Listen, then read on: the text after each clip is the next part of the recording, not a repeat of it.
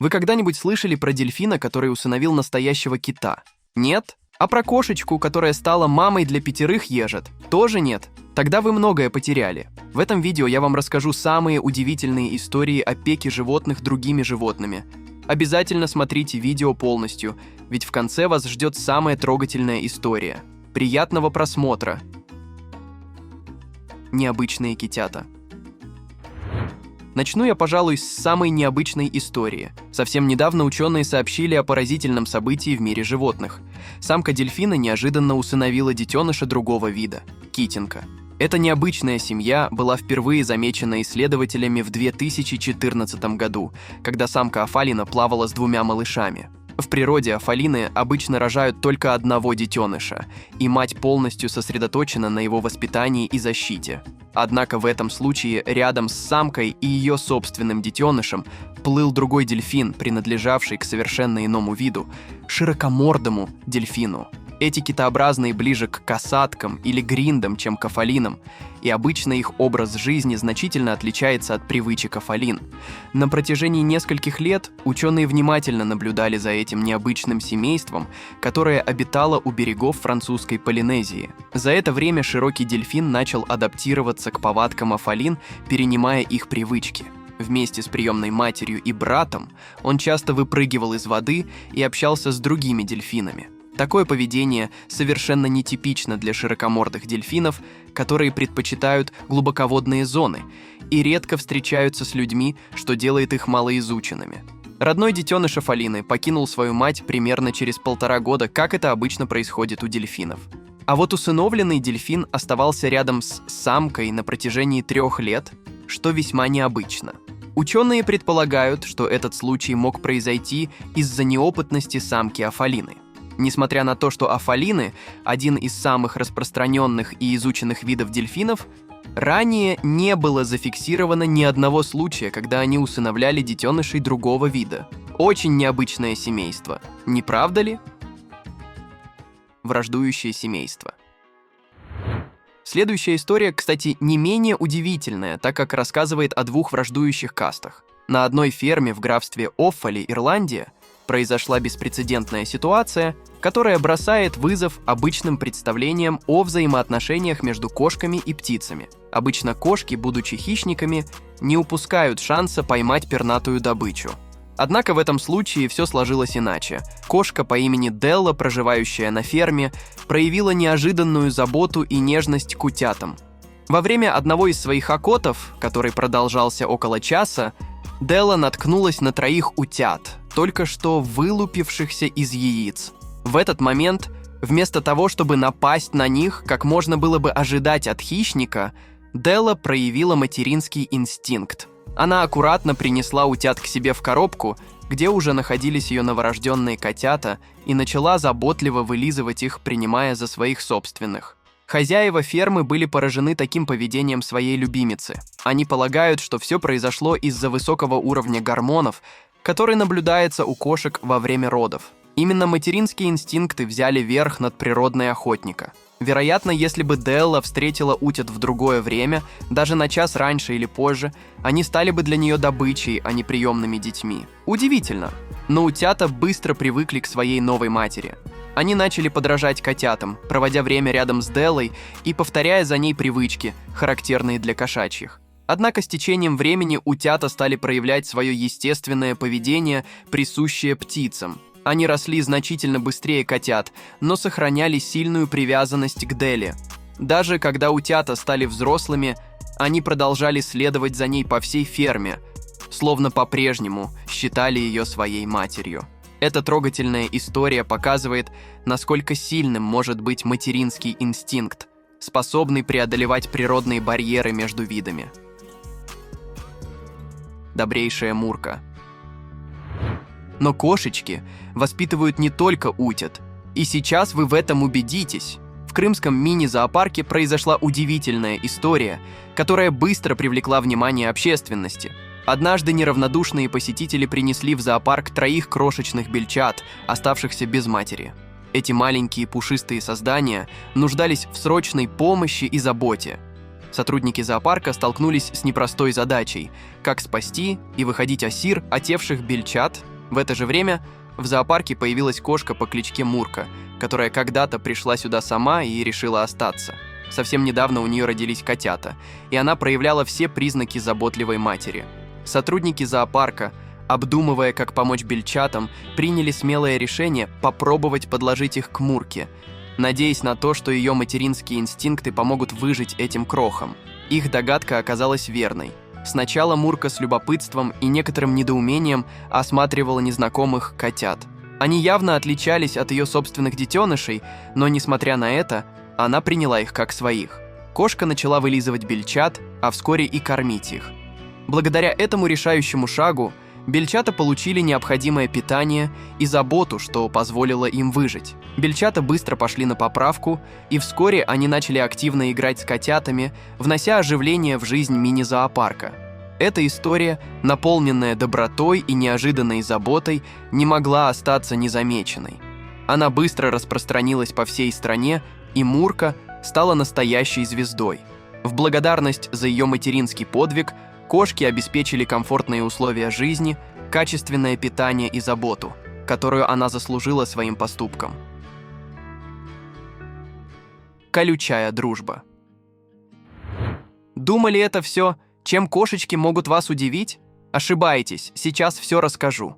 Однажды в Приморский зоопарк привезли 8 осиротевших ежат, потерявших свою мать. Эти маленькие создания оказались в критическом состоянии, и сотрудники зоопарка столкнулись с серьезной проблемой. Малыши отказывались пить молоко из бутылочки, что угрожало их жизни. 2 дня шли попытки спасти ежат, но ничего не помогало, и казалось, что их часы были сочтены. В этот момент директор зоопарка предложила необычное решение – попробовать передать ежат под опеку кошки по имени Муся. Недавно она завершила кормление своих котят, и, возможно, ее материнские инстинкты могли бы спасти малышей. Решение было смелым, но отчаянное положение требовало нестандартных подходов. К удивлению сотрудников зоопарка, Муся сразу поняла, что ей нужно делать. Она улеглась на бок, расслабилась и позволила ежатам приблизиться к себе.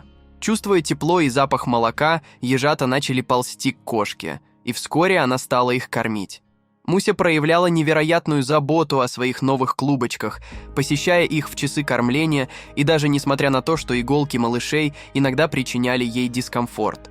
Хотя ей и приходилось терпеть эти мелкие уколы, Муся относилась к ежатам с большим терпением и ответственностью. Однако, что было особенно удивительно, Муся с легкостью различала своих котят и приемных ежат. В один из дней, когда в зоопарк приехала телевизионная команда, они попытались подложить ей других ежат. Муся категорически отказалась принимать чужих, но как только ей вернули ее собственных ежат, она их сразу признала и начала заботиться о них, как раньше. Эта трогательная история быстро разлетелась по всей стране, вызвав восхищение и удивление у людей, а кошка Муся стала символом любви и заботы. Немного теории. Вообще, истории о животных, которые становятся приемными родителями для чужих детенышей, порой кажутся нам почти сказочными. Вспомните хотя бы Маугли, воспитывавшегося волками в знаменитой истории Киплинга. Хотя эта сказка вымышлена, в реальной жизни животные действительно иногда берут на себя заботу о чужих детенышах, даже если те принадлежат другому виду. Но почему так происходит? Что побуждает животных становиться приемными родителями? Один из возможных ответов связан с выгодой, хотя и не в материальном смысле. В животном мире некоторые виды берут на себя заботу о детенышах близких родственников, что помогает сохранить генофонд семьи. Например, красные белки могут усыновить сироту из соседнего гнезда, если он является близким родственником, но при этом они ограничиваются одним приемным детенышем, чтобы не навредить собственному потомству. Стая или группа животных с сильными социальными связями также могут проявлять заботу о чужих детенышах, особенно если они принадлежат к тому же виду. Гориллы, например, воспитывают сирот внутри своей группы, а бонобо могут взять под опеку малыша из другой группы. Домашние животные, живущие в постоянном контакте с людьми и другими животными, особенно склонны к таким поступкам. В зоопарках часто используют этот феномен, когда кошки или собаки берут на себя воспитание чужих детенышей.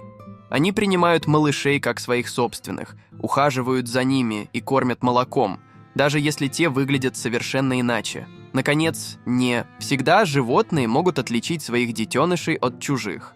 Именно на этом основана хитрость кукушек, которые подбрасывают свои яйца в гнезда других птиц. В животноводстве также широко используется метод подмены потомства. Если у одной самки рождается слабый или малочисленный помет, к ней могут подсадить детенышей другой матери. Кошки, собаки, кролики и птицы прекрасно справляются с этой задачей, не обращая внимания на различия во внешности малышей. Замечательная горилла. Но только миленькие кошечки являются хорошими родителями. Этим качеством еще славятся большие гориллы. Не верите? Тогда слушайте. В зоопарке Сан-Франциско проживала горилла по имени Коко, которая стала настоящей знаменитостью. Ей было 44 года, и она была известна всему миру благодаря своему уникальному навыку – умению общаться с людьми с помощью языка жестов. Коко была одной из немногих животных, которые освоили этот способ общения. В зоопарке с ней работал специальный тренер Фрэнсин Паттерсон, который помогал горилле выражать свои мысли, эмоции и желания с помощью жестов. Однако, несмотря на всю ее популярность и любовь к общению, у Коко была одна глубоко укоренившаяся печаль. У нее никогда не было своих детенышей. В неволе гориллы редко приносят потомство, и материнский инстинкт Коко оставался неудовлетворенным. Она часто жестами показывала свое желание заботиться о малыше. Обнимая себя руками, она как бы просила, чтобы ей дали младенца. Сотрудники зоопарка, понимая ее тоску, периодически приносили ей игрушки, напоминающие детенышей, чтобы хоть как-то утешить ее материнские чувства. На 44-й день рождения Коко ее тренер Фрэнсин решил сделать ей особенный подарок. Он принес ей 5 маленьких котят. Реакция гориллы была невероятно трогательной. Коко сразу же приняла котят с нежностью и любовью, поглаживая их мягкую шерстку кончиками пальцев. Ее действия были удивительно деликатными. Она осторожно подносила котят к своему лицу, чтобы лучше их рассмотреть, и даже сажала их себе на голову, выражая таким образом свою привязанность и заботу. Котята моментально завоевали сердце Коко, и сотрудники зоопарка решили оставить ей 2 серых малышей, чтобы они могли стать частью ее жизни. Эти котята заполнили пустоту в ее сердце, и горилла приняла их как своих собственных детенышей. Вскоре котята стали центром ее внимания и заботы, принося ей радость и смысл. На одном из трогательных видео, снятых сотрудниками зоопарка, можно увидеть, как Коко аккуратно играет с котятами, осознавая их хрупкость. Она нежно обнимала их, стараясь не навредить, и даже пыталась обучить их, как правильно играть с игрушками. В одном из эпизодов Коко угощала своих пушистых друзей игрушечным пирогом, предлагая им откусить кусочек, как это делала она сама. В финале видео запечатлен момент, когда Коко попыталась забрать котят с собой в клетку. Один из котят залез ей на спину, и она встала на четвереньки, намереваясь унести его. Однако сотрудники зоопарка, зная, что Коко вряд ли сможет самостоятельно вырастить котят, аккуратно сняли малыша со спины гориллы, прежде чем она успела скрыться с ним в клетке.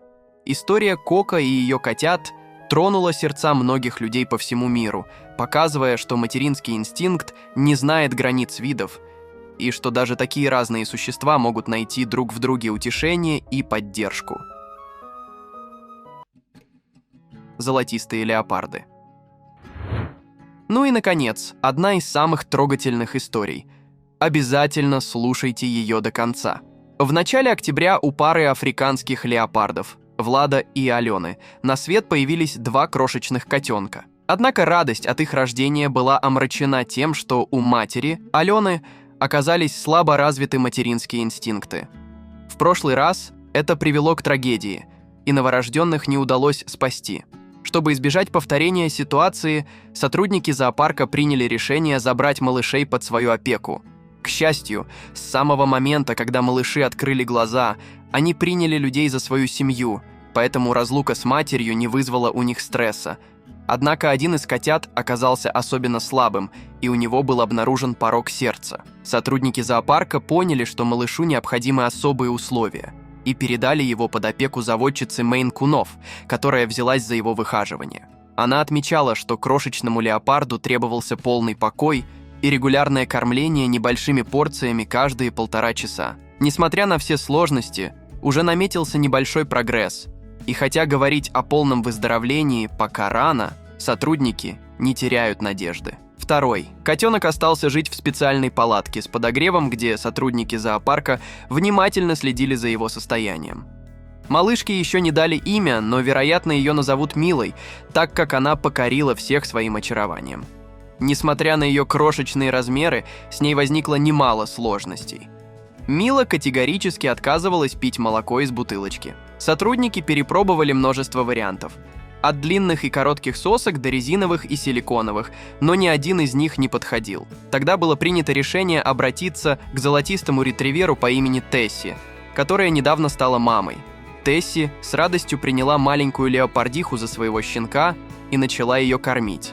Мила быстро привыкла к новой маме, но каждый раз перед кормлением тщательно выбирала удобное положение, ползая по Тесси и пытаясь найти наиболее комфортное место. Ретривер будет кормить леопарда до 1,5 месяцев, после чего начнется введение прикорма. Сотрудники зоопарка отмечают, что, несмотря на все трудности, уход за животными приносит им радость. По словам Алены Основиной, дом сотрудников теперь больше напоминает полевой госпиталь. Повсюду пеленки, мебель погрызена, а обувь приходится убирать как можно выше. Однако все эти неудобства стали для них привычными, и они с удовольствием продолжают заботиться о своих подопечных. Замечательные сотрудники и не менее замечательные питомцы. Конечно, все эти истории очень воодушевляют, но прежде чем брать ответственность за воспитание кого-то, нужно быть уверенным в завтрашнем дне. И если у вас с этим проблемы, то я знаю, что вам предложить. Мы ищем сценаристов, дикторов, монтажеров и креативных продюсеров для наших роликов. Заинтересовались? Тогда переходите по ссылке в описании и оставляйте заявку. Спасибо за просмотр.